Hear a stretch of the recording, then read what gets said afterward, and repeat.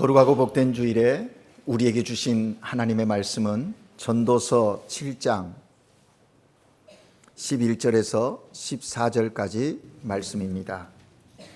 구약성경 954면 전도서 7장 11절에서 14절까지 말씀을 한 목소리로 함께 읽겠습니다. 지혜는 유산같이 아름답고 햇빛을 보는 자에게 유익이 되도다. 지혜의 그늘 아래 있음은 돈의 그늘 아래 있음과 같으나 지혜에 관한 지식이 더 유익함은 지혜가 그 지혜 있는 자를 살리기 때문이니라. 하나님께서 행하시는 일을 보라. 하나님께서 굳게 하신 것을 누가 능히 곧게 하겠느냐. 형통한 날에는 기뻐하고 공고한 날에는 되돌아보아라. 이 두 가지를 하나님이 병행하게 하사 사람이 그의 장래 일을 능히 헤아려 알지 못하게 하셨느니라. 아멘. 시온 찬양대가 하나님께 찬양 드리시겠습니다.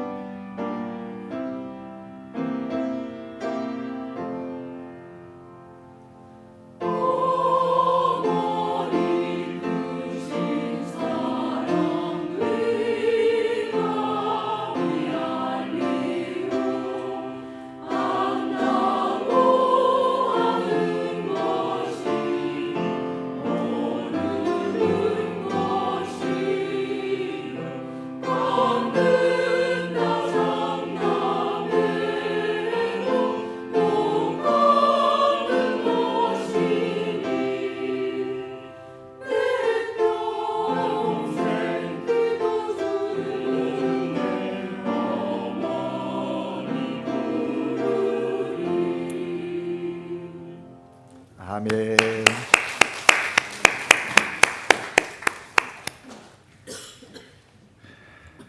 오늘은 어머니 주일입니다. 하나님께서 우리에게 가정을 허락해 주셨습니다. 부모님들은 자녀를 사랑하는 마음으로, 또 자녀들은 부모님을 공경하는 마음으로, 하나님을 사랑하는 마음으로 이 아침 하나님께 예배드리는 여러분 모두에게 감사와 기쁨이 넘치는 그런 복된 은혜로운 예배가 되시기를 주의 이름으로 축복합니다. 여러분, 부모님을 기쁘게 해드리는 방법이 여러 가지가 있을 것입니다. 부모님을 기쁘게 해드리는 방법 중에 하나는 자녀들이 부모님과 소소한 일상을 나누고 대화를 많이 하는 것입니다. 여러분 어떻습니까? 부모와 자녀 간의 대화가 넉넉하십니까? 우리는 너무 대화를 많이 해서 문제야 라고 생각하고 있지는 않습니까? 너무나 바쁘고 또 이렇게 부모와 자녀가 함께 생활하는 공간이 이제 없어짐으로 인해서 대화가 메말라가고 있는 것 느끼게 됩니다. 특별히 하나님께 받은 은혜와 하나님의 축복을 경험한 것들을 부모님들에게 자주 말씀드리는 게 좋습니다. 삶의 자리에서, 가정에서 경험한 하나님의 은혜를 나누면 부모님은 기쁨과 즐거움이 넘치시게 됩니다. 아, 그래, 그렇지. 하나님이 너희들을 사랑하는구나. 하나님의 은혜가 아니면 우리의 가정이 있을 수 없지 하면서 마음이 흐뭇해진다라는 것입니다. 여러분, 부모님은 자녀들의 삶에 관심이 참 많으시거든요. 부모가 자녀에게 관심 없으신 분이 있습니까? 사소한 것에도 관심이 늘 있으세요. 그래서 부모님은 자녀와 대화하는 것을 기뻐하시는 거예요. 부모님은 평소에 자녀들의 일상생활에 대해서 자주 듣고 싶어 하는 거예요. 그래서 궁금해하는 거예요. 얘야, 오늘 어땠니? 오늘 너 그 일한다고 했는데 어떠했어? 라고 자꾸 묻거든요. 그러면 자녀들은 뭐라고 해요? 엄마, 제발 좀 신경 좀 꺼주세요. 제가 알아서 해요. 그러지 않아요? 네. 여러분, 자녀들하고 대화하는데 문제가 있으십니까? 부모에게 문제가 있는 부분도 있겠지만 대부분은 자녀들에게 문제가 많습니다. 자녀들이요, 부모님과 대화를 자주 하십시오. 부모님께 돈보다 선물보다 더 중요한 것은 진실한 마음과 따뜻한 사랑이에요. 긴 말이 아니더라도 짧은 한마디라도 진실된 마음을 담아서 사랑으로 대화하면 부모님은 돈보다 선물보다 더 기뻐하신다는 거죠. 오늘만 아니라 날마다 부모님께 마음과 행동과 입술로 사랑을 표현할 수 있기를 바랍니다. 수년 전에 어머니 주의를 지키면서 그런 얘기를 했어요. 예배를 마치고 집에 가면 어머니를 꼭 안아드리라고, 포옹해달라고, 아브라수 하라고 그랬거든요. 그랬더니 그 다음에 피드백이 왔어요. 어머니가 자녀에게 푹 안기는 모습이 너무 좋았다는 겁니다. 늘 어머니 품에만 안겼던 나의 모습이었는데 오랜만에 자신이 어머니를 아브라수했더니 너무나 좋더라는 거예요. 사랑하는 여러분, 오늘도 말 많이 안 해도 될 겁니다. 엄마 사랑해요 라는 짧은 한마디, 감사해요 라는 짧은 한마디를 하면서 푹 안아주시면 그것이 오늘 어머니들의 이 어머니 날의 최고의 선물이 되리라 생각합니다. 우리 자녀들이 오늘 그것을 꼭 실천할 수 있는 그런 귀한 하루가 되기를 바랍니다. 이렇게 표현하는 것, 마음과 행동과 입술로 표현하는 이것이 효예요. 그래서 늘 사랑하는 부모님을 행복하게 해드리는 참된 믿음의 자녀들이 다 되시기를 주의 이름으로 축복합니다. 여러분, 우리가 인생을 살다 보면 좋은 때도 있고 어려운 때도 있습니다. 형통할 때도 있고 공고할 때도 있어요. 그런가 하면 건강할 때도 있는가 하면 병들어 곤고할 때도 있는 게 우리의 인생입니다. 일이 잘 풀릴 때가 있는가 하면 안 풀릴 때도 있거든요. 그것이 우리의 인생의 삶이에요. 그래서 오늘 본문 14절에 보면 코엘렛 전도자는 이렇게 말합니다. 하나님께서 이 두 가지를 병행하게 하사라고 말합니다.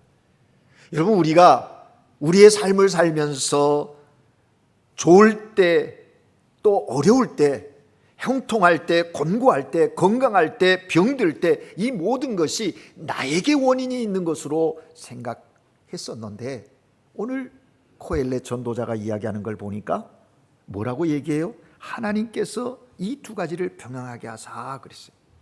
여기 병행하게 했다라는 말은 어떤 사람이든지 형통한 날과 공고한 날이 다 있다는 것입니다. 잘 될 때도 있고 안 될 때도 있다는 거예요. 성공의 때가 있고 실패할 때가 있다는 겁니다. 기쁠 때가 있는가 하면 슬퍼할 때도 있다는 거예요. 여러분, 오늘 본문을 보면 우리가 깊이 이 본문을 묵상해 보면 이러한 인생의 삶의 형편 가운데 우리는 어떻게 해야 할 것인가, 그것을 전도자가 우리에게 말하고 있는 거예요. 이 본문을 묵상하면서 그걸 깨닫고 그걸 붙잡으면 여러분의 삶에 하나님의 역사하심을 경험하게 된다라는 것입니다. 오늘 본문 11절 12절, 이럴 때에 하나님으로부터 지혜를 얻으면 유익하다, 그렇게 말씀하고 있습니다. 이러한 때에 지혜를 얻으라는 거예요. 11절 12절 우리 한번 다시 읽을까요? 같이 읽겠습니다. 시작. 지혜는 유업같이 아름답고 햇빛을 보는 자에게도 유익하도다. 지혜도 보호하는 것이 되고 돈도 보호하는 것이 되나 지식이 더욱 아름다움은 지혜는 지혜 얻는 자의 생명을 보존함이니라. 아멘. 지혜는 지혜 얻는 자의 생명을 보존함이라. 무슨 말입니까? 이 말은 지혜도 나를 보호하는 것이 되고 돈도 나를 보호하는 것이 되지만 지식은 생명을 보존케 되기 때문에 더욱 중요하다. 뭐에 대한 지식입니까? 이러한 때에 어떤 태도와 자세를 가지고 살아가야 할 것인가 하는 지혜, 그 지혜에 대한 지식, 그것이 중요하다라고 말합니다. 형통한 날에는 기뻐하고 공고한 날에는 생각하라고 말하고 있습니다. 형통하는 날과 공고한 날에 믿음의 사람으로서 우리가 살아야 가야 할 지혜, 그것이 있다는 거예요. 형통함과 공고한 때에 우리는 어떻게 해야 합니까? 여러분의 삶 가운데 기쁠 때가 있고 슬플 때가 있고 또 건강할 때가 있고 병들 때가 있고 여러 가지 일들이 우리 가운데 다가오는데 그때 우리는 어떻게 행동해야 하는가? 여러분, 이 질문에 답하기 위해서 먼저 알아야 할 사실 하나가 있습니다. 그것은 오늘 본문을 묵상해 보면 전체 문맥 속에서 느껴지는 것인데 이 전도자 코엘렛이 하고 싶은 말은 여기 있습니다. 하나님의 섭리와 주권을 인정하라는 겁니다. La providencia de Dios, la soberanía de Dios. 하나님의 주권과 하나님의 섭리를 인정하고 삶을 접근해 가라. 이것이 믿음의 사람들의 삶의 지혜다라고 말하고 있는 것입니다. 그래서 오늘 본문 13절에 뭐라고 말합니까? 하나님께서 행하시는 일을 봐라. 꼰시데라. 하나님이 하시는 일을 주목해 봐라. 그렇게 이야기합니다. 하나님께서 행하신 일을 보라. 하나님께서 굳게 하신 것을 누가 능히 곧게 하겠느냐? 하나님께서 굽어 놓으셨는데 사람이 그거를 곧게 할 수 있겠느냐? 할 수 없다는 겁니다. 하나님이 곧게 한 걸 사람이 굽게 할 수 있겠느냐? 아니라는 것이죠. 하나님이 작정하고 하나님이 행하시는 일들 앞에 지혜를 가지고 하나님을 인정하며 삶을 살라고 말하고 있는 거예요. 하나님이 작정하고 고난을 주시면 감히 어떤 인간이 자기 힘으로 거부할 수 있겠느냐라고 말하고 있는 것입니다. 그렇습니다, 여러분. 우리 인생 만사는 하나님의 손 안에 있습니다. 여러분, 내가 숨쉬고 내가 행하고 내가 계획하고 이 모든 것 내 스스로 하는 것 같지만 하나님께서 우리의 삶 가운데 그 모든 것을 주관하고 계신다라는 것입니다. 그래서 14절 하반절에 보니까 이 두 가지 형통과 공고를 하나님이 병행하게 하사, 하나님이 병행하게 하신다는 거예요. 그래서 장래의 일을 능히 헤아려 알지 못하게 하셨다 말씀하고 있는. 여러분, 우리가 미래에 대해서 아는 게 있습니까? 나는 적어도 앞으로 이렇게 계획 갖고 이렇게 하면 이렇게 될 것이라고 말은 합니다. 그러나 그 미래가 내 뜻대로 되던가요? 그 미래도 누구에게 있어요? 하나님의 손에 있다라는 것입니다. 인생을 살다 보면 형통할 때도 있고 공고할 때도 있는데 인간이 감히 예측할 수 없다, 그걸 말하는 거예요. 인생 만사가 하나님의 주권에 달려 있고 모든 게 하나님의 섭리에 따라 움직인다라는 것입니다. 여러분, 이게 우리의 믿음입니다. 오늘 하나님께 예배드리는 여러분에게 이 믿음이 있어야 하는 거예요. 나는 하나님의 주권을 믿습니다. 내 삶의 모든 것이 하나님의 손에서 움직이는 것임을 인정합니다는 고백이 앞서야 하는 것이고, 내 삶에, 우리의 가정에, 또 우리의 공동체 안에 분명히 역사하시는 하나님의 섭리가 있습니다 고백하는 신앙, 그것이 중요하다라는 것이죠. 이런 고백 속에서 어떻게 하라고 말합니까? 겸손히 살아가야 한다 권면하고 있는 겁니다. 여러분, 두 가지로 얘기해요. 형통한 날에는, 곤고한 날에는, 큰 문맥을 보면 두 가지예요, 우리 인생에. 그러면 형통한 날에 어떻게 살라고 말합니까? 14절 상반절에 보니까 형통한 날에는 기뻐하고 그랬어요. 여러분, 인생이 잘 풀리고 형통할 때는 어떻게 하라고요? 기뻐하라고 말합니다. 여러분, 그리스도인들은 기쁨이 충만한 사람들이에요. 기뻐할 줄 알아야 합니다. 기쁨이 있을 때 기뻐할 줄 알아야 돼요. 기쁨을 누리지 못하는 신앙, 건강하지 않는 거예요.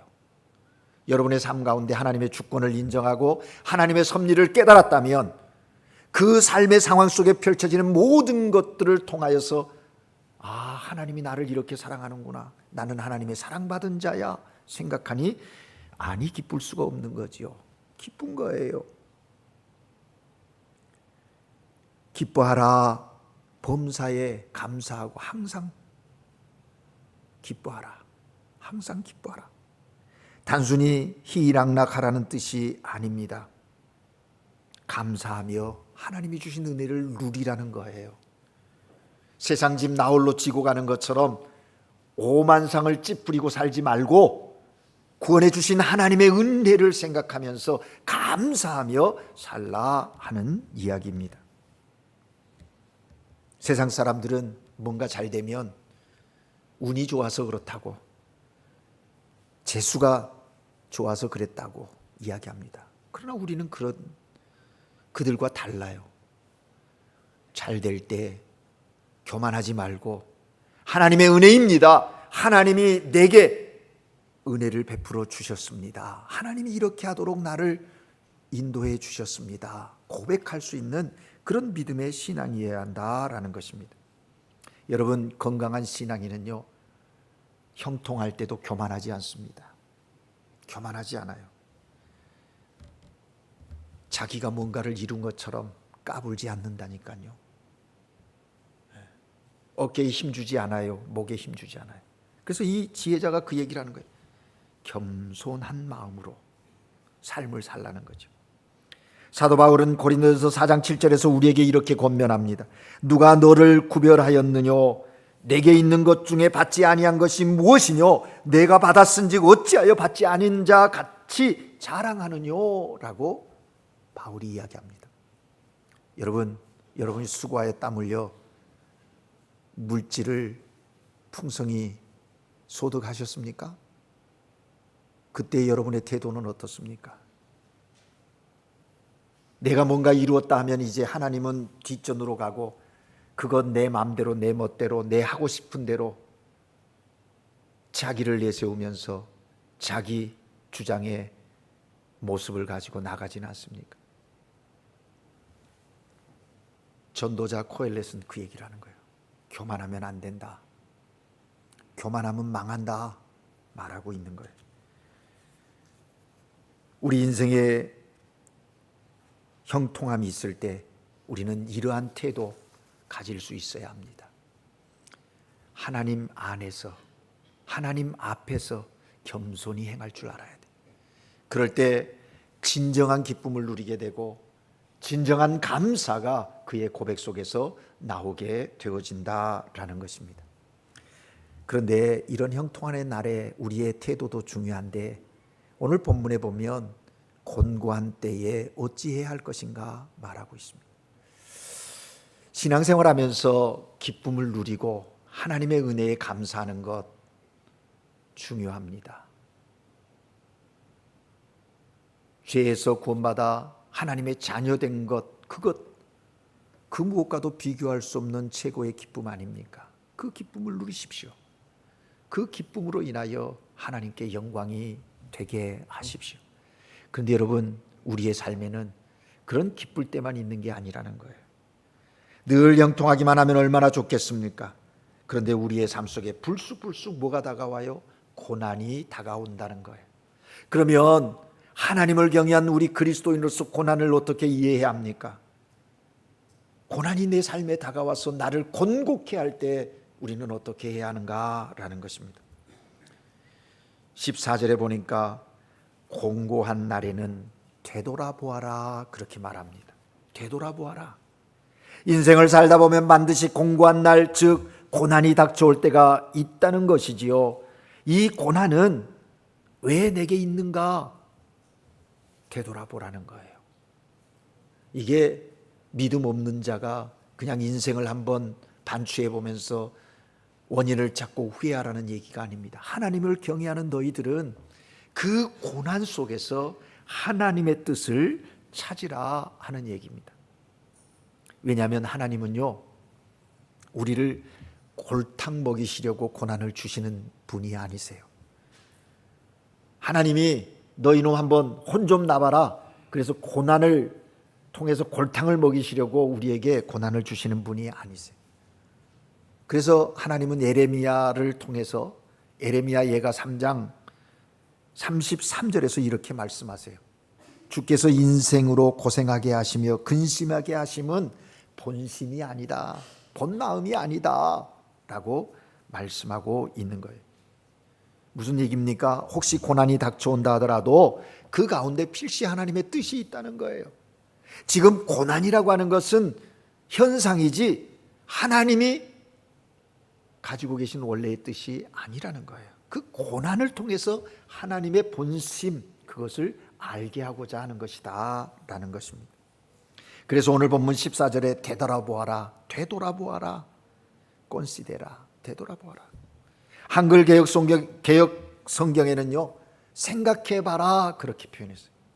지금 우리 개혁 개정은 되돌아보라고 그랬는데 예전에 우리가 보았던 개혁 성경에는 생각해보라 그랬거든요.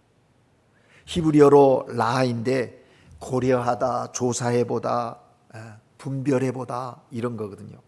그러니까 결국 무슨 말씀이냐면 고난은 뜻이 있으니까 그 뜻을 잘 생각해봐라. 지금 내가 고난당하고 있다면, 고난으로의 공고한 상황에 있다면 돌아보라는 거예요. 고난이 오면 어떻게 하는가? 우선 하던 일을 멈추고 하나님이 고난 가운데 무엇을 원하시는지 곰곰이 생각해 보라는 거예요. 곰곰이 생각해 봐. 그러면 깨달아 알게 된다는 거예요. 여러분 꼭 기억하십시오. 우리의 인생은 고난 그 자체 때문에 실패하는 경우는 없습니다. 아, 저 사람은 고난 때문에 실패했어? 아니요. 고난을 잘못 다루었기에 실패하는 거예요. 내게 주어진 고난, 어려움, 그것을 잘못 다루었기 때문에 인생의 실패의 자리에 선다는 거예요. 고난을 잘 다루면 오히려 큰 은혜를 경험하게 되고 축복의 자리에 서게 된다는 거예요. 그러면 고난이 올 때 우리는 무엇을 어떻게 해야 합니까? 한 4가지로 여러분에게 말씀을 드리면서 오늘 설교를 대하려고 합니다. 첫 번째는요, 고난이 오면 우선 멈추고 자신의 영적 상태를 살펴야 돼요. 내 영적 상태가 어떤가? 여러분, 우리가 얼마나 분주하게 살아갑니까? 정신없이 살아갈 때가 참 많지 않습니까? 그러다 보면 도대체 인생이 제대로 가고 있는지, 방향이 제대로 잡혀서 그 방향을 향해 나가고 있는지 방향 감각을 잃어버릴 때가 많이 있다는 것이죠. 하나님께서 때때로 우리에게 고난을 주시는 것은 우리의 영혼을 깨우기 위함이고, 정말 제대로 가고 있는지 방향 감각을 회복시키기 위해서 그렇게 하신다라는 거예요. 고난은 올바른 방향으로 가고 있는지 우선 멈추어서 점검해 보라고 하는 사인이에요, 사인. 그러니까 여러분의 삶 가운데 뭔가 고난이 있고 그래서 그걸로 인하여 공고하다면 지금 내 영적인 상태를 점검하라는 하나님의 사인이구나 생각하고 영적인 상태를 점검해 보아야 한다는 거죠. 여러분, 고난이 오면 우선 멈춰서 자신의 영적 상태를 점검해 보십시오. 고난이 없다면 영영 빗나갈 수 있었는데 고난을 통해서 멈추어 바른 길을 찾아가는 거야. 내가 이 길로 가고 있었구나. 미처 깨닫지 못했던 것을 깨달아 알게 되는 거죠. 그래서 다시 감사를 회복하고 기쁨을 회복하고 은혜를 누리는 자리로 다시 서게 된다는 것이죠. 고난을 통해 하나님의 말씀을 깨닫고 바른 길로 나아갈 때 거기에 하나님이 고난을 통해서 우리에게 말씀하시는 뜻을 깨달아 알고 이루게 된다는 거예요. 두 번째로는 고난이 오면 하나님 앞에 잘못된 것을 회개하는 것이 중요합니다. 여러분, 우리가 자신을 살펴보지 않으면 내 인생의 방향이 틀린 것인지도 몰라요. 자기 만족 속에, 자기 도취 속에 살아가는 게 우리일 때가 많다는 거죠. 그런데 고난의 때 잠시 멈추면 나 자신의 모습이 보여요. 그래서 마치 연주자가 연주하기 전에 악기를 조율하는 것처럼 내 영혼을 점검하면서 잘못된 부분들에 대하여 하나님 앞에 회개하는 것, 그것은 튜닝하는 것과 같다라는 것이죠. 그러면 하나님께서 우리를 변화시켜 주시는 거예요. 회개하고 주님 앞에 더 가까이 나아가는 거예요.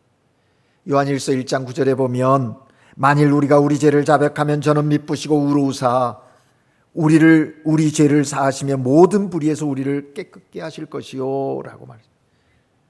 스스로 죄를 고백하고 회개할 때 십자가의 보혈로 우리를 깨끗이 씻어주신다는 거예요. 그래서 깨끗한 그릇이 되어서 거기에 하나님이 예비하신 복을, 은혜를 부어주신다라는 것입니다. 그런데 우리의 인격과 삶이 더러운 그릇이 되어 있으면 거룩한 하나님의 그 놀라운 은혜와 사랑을 담을기에 합당한 그릇이 안 되는 거예요. 그래서 우리가 늘 자신을 돌아보고 회개하는 자리에 나아가야 하는 거예요. 여러분, 기독교는 회개하는 종교입니다. 회개하는 거예요. 그런데 성경을 연구해 보면 회개로 끝나는 것이 아니라 회개의 결과가 뭐냐면 회복이라는 것에 우리는 주목해 보아야 합니다. 누가복음 15장 탕자의 비유를 기억하십니까? 아버지를 배반하고 허랑방탕했던 둘째 아들이 회개하고 아버지 품으로 돌아오니까 어떻게 되었습니까? 모든 것이 다 해결되지 않았나요? 그것도 일시에 다 해결되어지는 거예요. 더 이상 굶지 않아도 되고요. 그래서 배불리 먹게 되었습니다. 더 이상 괄시당하지도 않고 당당하게 아들의 자격을 가지고 살아가는 거예요. 그리고 더 이상 방황하지 않는 아버지 안에서, 아버지 집에서 평안을 누리는 그런 자가 되었다는 거예요. 이 모든 것이 어디에서? 회개함을 통해서 이루어졌다라는 것이죠. 여러분, 회개는 회복입니다. 여러분이 하나님 앞에 회개의 기도를 드렸다면 하나님께서 회복해 주시는 은혜가 있음을 감사하십시오. 그리고 그 회복을 누리는 하나님의 거룩한 백성들이 되어야 하는 것입니다. 우리가 여기서 회개의 이야기를 할 때 잘 알아야 하는 것은 고난이 닥칠 때 모든 것이 무조건 죄의 결과로고만 접근해서는 안 되는 거예요. 우리가 잘못해서 죄를 범할 때가 있지 않습니까? 그래서 고난을 당할 때가 있지 않습니까? 그런데 고난은 모두가 다 죄 때문이다 라고만 접근해서도 안 되는 거죠. 그 대표적인 사람이 욥 아닙니까? 욥은 의인이었어요. 그런데 고난을 당하더라는 거죠. 그럼에도 불구하고 그 고난 속에서 뭘 찾았어요? 하나님의 은혜를 경험하며 하나님의 인도하심을 받는 인생이 되었다는 거죠. 사랑하는 여러분, 고난 가운데, 공고한 가운데 있습니까? 우선 멈추고 회개함으로써 하나님의 풍성한 은혜를 누리시기 바랍니다. 세 번째, 고난의 때에 우리는 기도해야 합니다. 여러분, 삶의 고난이 닥쳐올 때 가장 먼저 어디로 가는가, 누구에게 도움을 구하는가를 보면 그 사람의 신앙을 알 수가 있는 것이죠. 여기저기 사람을 찾아다니고 세상 방법으로 무엇인가를 해결해 보려고 동분서주하는 사람 보면 믿음이 없든지 믿음이 약한 자인 것이죠. 그러나 고난이 오면 즉시 기도하는 사람, 하나님 앞에 나아가 무릎 꿇고 주여 긍휼히 여겨 주시옵소서, 도와주시옵소서라고 하나님 앞에 나아가 기도하는 그 사람, 믿음의 사람이 분명합니다. 여러분, 우리는 평소에 분주하다는 핑계로 기도하지 못합니다. 그런가 하면 내 마음대로 할 수 있는 것처럼 생각하기에 기도하지 않습니다. 여러분, 여러분의 신앙의 삶의 기도는 어떻습니까? 지금 기도해야 할 때가 아닌가요? 지금 여러분의 삶의 자리에 일어나는 여러 가지 일들, 그 공고함, 그것으로 인해서 하나님 앞에 부르짖어야 할 때 아닌가요? 어쩌면 너무 평안해서 그냥 무감각하게 기도하지 않고 영혼의 잠에 빠져 있는 우리들은 아닌지 돌아볼 수 있어야 합니다. 시편 50편 15절에 보면 시인은 이렇게 말합니다. 환난 날에 나를 부르라. 내가 너를 건지리니 내가 나를 영화롭게 하리라. 환난 날에 하나님께 부르짖어 기도하는 사람이 하나님을 영화롭게 하는 것이고 하나님이 그를 영화롭게 해주시겠다고 약속하시는 그 말씀을 시편 시인을 통해서 우리에게 말씀해 주고 있다는 겁니다. 그렇습니다, 여러분. 삶에 곤고할 때 기도해야 합니다. 기도가 유일한 대책이고 기도가 우리에게 우리가 가지고 있는 절망과 낙심에서 자유케 하는 그런 소망이 되어지기 때문입니다. 그러므로 여러분, 어떤 고난의 상황 가운데서라도 기도의 끈을 놓지 않는 하나님의 사람들 되시기를 주의 이름으로 축복합니다. 네 번째로, 고난이 오면 잠잠히 인내하면서 하나님의 섭리를 기다리는 것입니다. 여러분, 하나님은 우리를 고난을 통해서 하나님의 일을 이루어 가시는 분이세요. 고난 가운데 하나님의 섭리가 어떻게 나타날 것인가 기대하면서 그 고난 안에서 인내하고 나아가 보십시오. 결과는 하나님께서 책임져 주시는 것입니다. 그런데 대개 고난이 오면 마음이 불안해지고 앞날이 어떻게 될지 몰라 우왕좌왕하면서 낙심하는 경우가 많습니다. 그러나 잘 생각해 보십시오. 오늘 본문에서도 전도자는 우리에게 말합니다. 미래는 우리 자신의 시간이 아니라는 거예요. 우리의 시간은 현재밖에 없다고 말하는 거예요. 과거는 흘러갔고 미래는 내가 보장할 수 없다라는 것이죠. 왜? 미래는 하나님만 아시고 하나님만이 보장해 주시는 것이기 때문이라는 겁니다. 그러므로 사랑하는 여러분, 과거와 현재와 미래에 대하여 이러한 신앙의 고백을 가지고 살아가는 하나님의 사람들 되기를 주의 이름으로 축복합니다.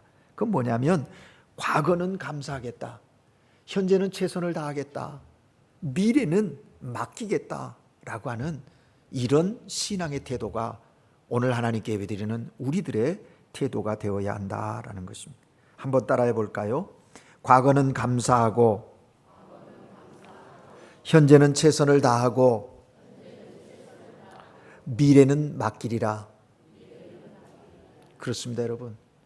우리의 삶에 지나온 과거는 하나님이 인도해 주셨기에 감사하는 것이고, 현재는 하나님을 신뢰하는 믿음이 있기에 하나님을 믿는 믿음 안에서 최선을 다하는 거예요.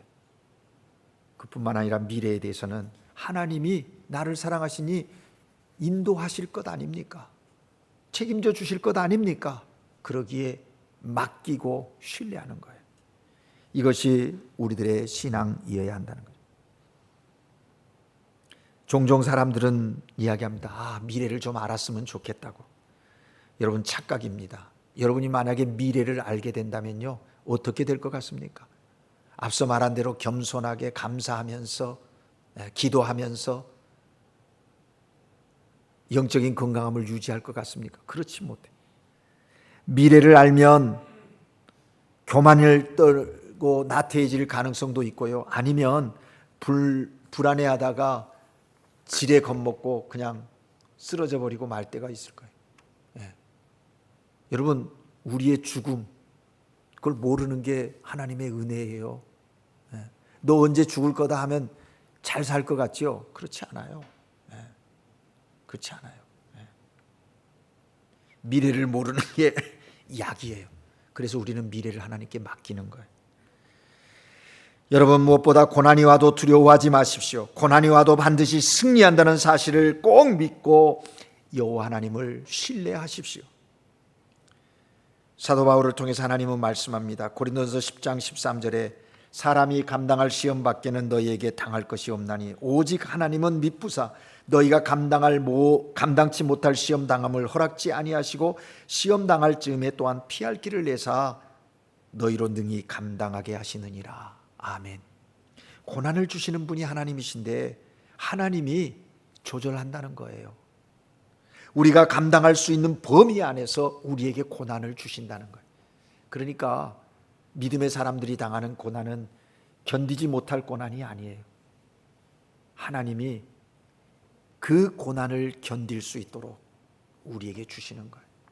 그러니 그 고난을 통해서 하나님의 뜻이 무엇인지, 하나님이 이 고난을 통해서 나에게 무엇을 원하시는지 그걸 묻고 순종하며 나가면 그 고난을 통해서 하나님의 영광이, 하나님이 그 고난을 통해서 우리를 영화롭게 하는 놀라운 은혜가 있게 된다라는 것입니다. 그러므로 두려워하지 말고 하나님의 주권과 섭리를 믿고 나아가야 하는 거예요. 여러분, 이제 말씀을 정리합니다. 하나님의 섭리와 주권을 믿으며 살아가야 하는 우리에게도 형통하는 날이 있는가 하면 공고한 날이 있음을 인정하십시오. 형통한 날에는 교만하지 말고 겸손히 기뻐하시기를 바랍니다. 또 삶의 고난이 찾아와 곤고할 때는 낙심하고 절망하지 마시고 하나님 앞에 자신을 점검하고 영적 상태를 점검하면서 감사하고 회개하고 그리고 기도하면서 인내하면서 하나님을 바라보고 신뢰하며 삶을 살아가십시다. 그러면 반드시 하나님께서 우리와 함께 하심으로 형통한 때와 곤고한 때에도 승리하게 하심으로 하나님이 영광을 받으실 겁니다. 그런 믿음의 사람들을 이 세상 가운데서 하나님이 영화롭게 하시는 것입니다. 이러한 축복이 오늘 하나님께 예배드리는 여러분 모두에게 있기를 주님의 이름으로 축복합니다.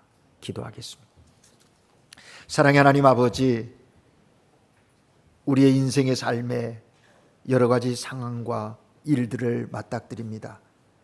그러할 때 하나님을 경외하는 사람으로 중심이 여호와께 있게 하셔서 형통할 때나 곤고할 때나 하나님의 자녀됨의 그 모습이 흐트러지지 않도록 성령님 우리를 붙들어 주시고 인도하여 주시옵소서. 형통할 때 교만하지 않게 하시고 겸손함으로 주님 주신 은혜를 누리며 기뻐하게 하시고 곤고할 때 영적인 상태를 점검하며 회개하고 인내하며 하나님의 섭리 뜻을 기다리게 하시고 그래서 하나님의 일하심, 하나님의 역사하심을 찬미할 수 있는 믿음의 사람들로 살아가게 하옵소서.